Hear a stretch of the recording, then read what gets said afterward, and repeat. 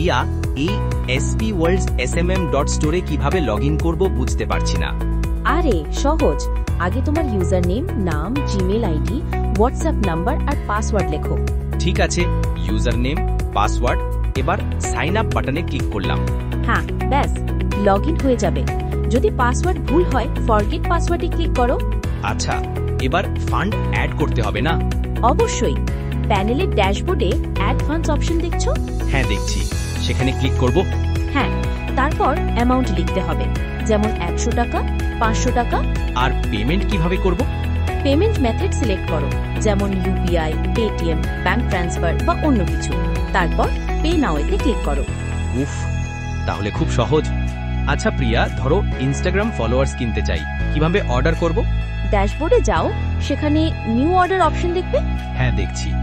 সেখানে category select করো, যেমন Instagram followers, Facebook followers, YouTube followers. Instagram followers select করলাম। এবার সার্ভিস সিলেক্ট করো, যেমন Instagram followers, real, fast delivery. ঠিক আছে, এবার কি করব? এরপর লিংক দাও, যেমন তোমার ইনস্টাগ্রাম প্রোফাইল লিংক। তারপর কোয়ান্টিটি লেখো, যেমন 1000, 5000। আচ্ছা, আমি 1000 ফলোয়ার্স দিতে চাই।